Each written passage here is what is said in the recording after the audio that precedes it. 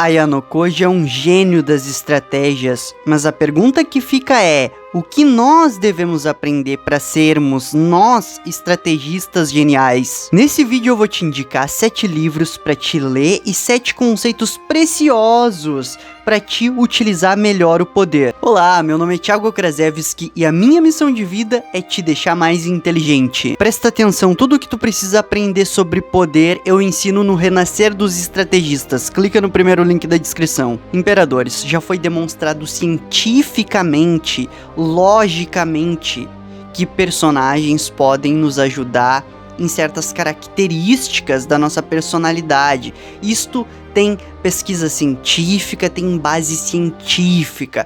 Personagens nos ajudam a assimilar certas características e quando a gente observa e introjeta em nós mesmos, isso melhora a nossa vida. Isso é ciência. Então, se algum dia vocês virem algum sujeito dizendo: não, é bobagem imitar personagens, não, é bobagem simular a personalidade de um personagem, chega no comentário e diz: negacionista científico, toma aqui ó, carimbado na tua testa, burro, não entende de ciência, não sabe sobre o que tá falando, é burro, então seja tratado como tal ou reserve-se a sua insignificância.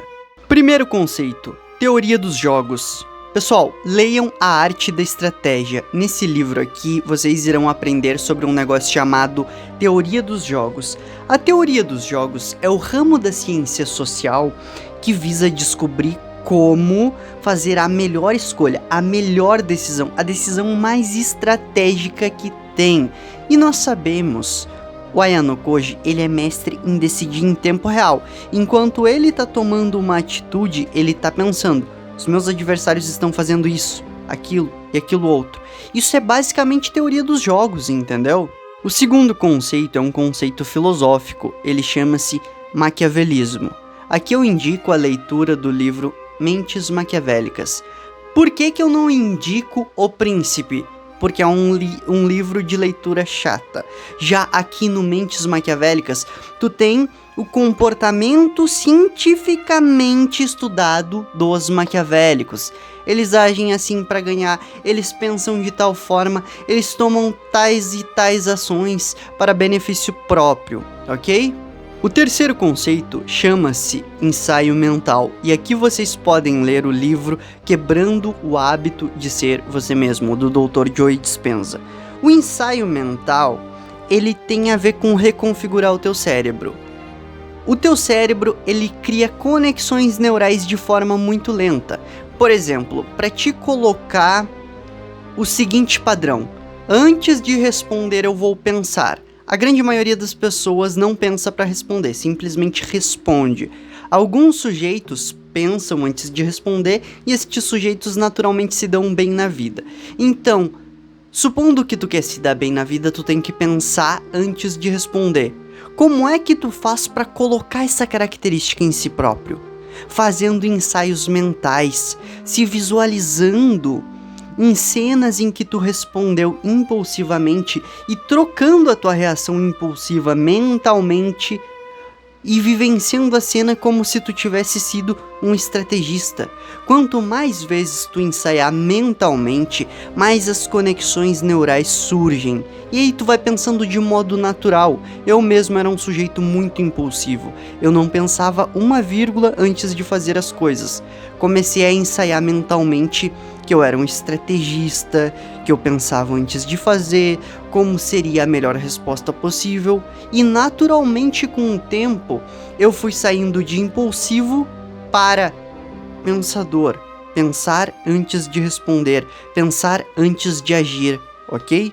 Quarto conceito, leis do poder, e aqui vocês podem ler as maravilhosas 48 leis do poder, de Robert Greene.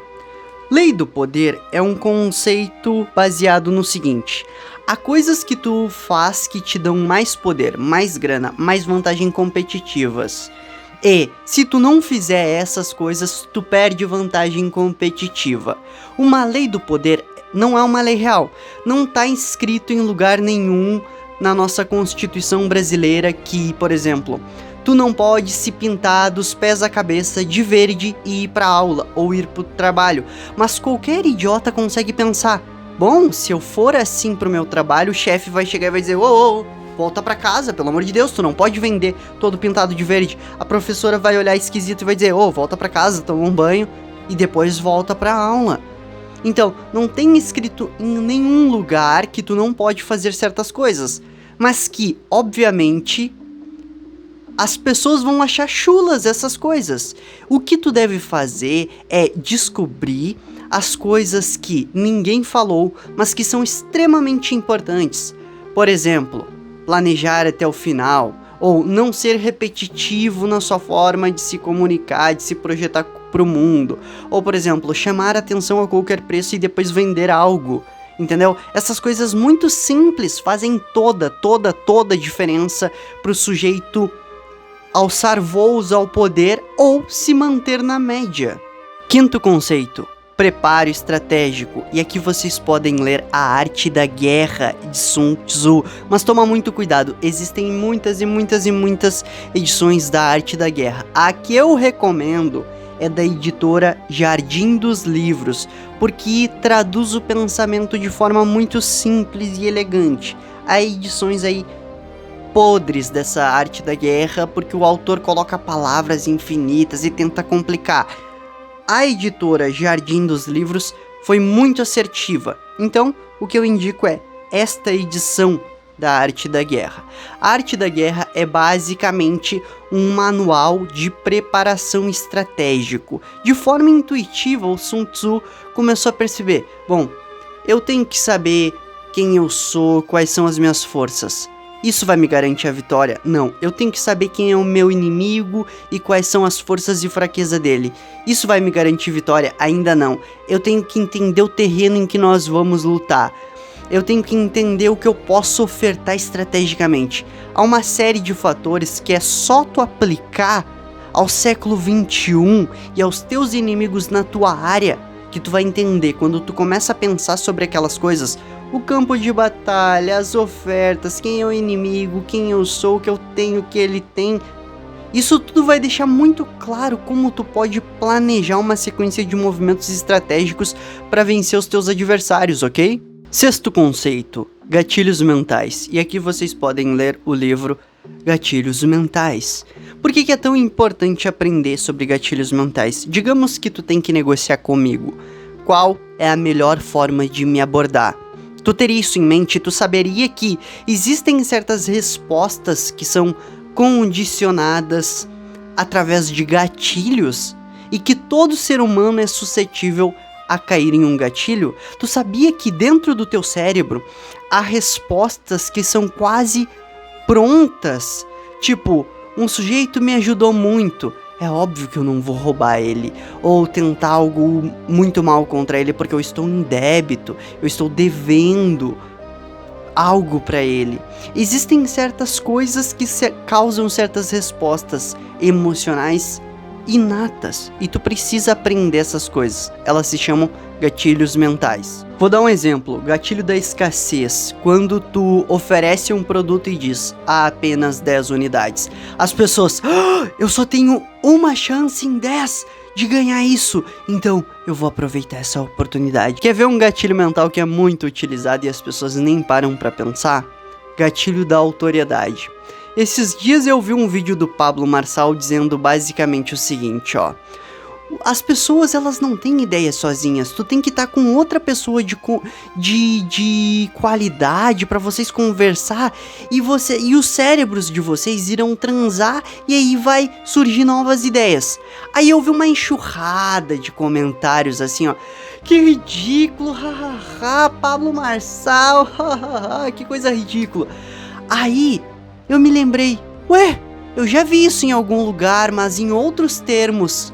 O cara mais respeitado da história do Ocidente, o ser humano, não divindade, porque em primeiro lugar fica Jesus, mas aí é uma divindade, não vou contar. Agora, quem é o segundo cara mais respeitado da nossa cultura ocidental? Sócrates. O que Sócrates dizia?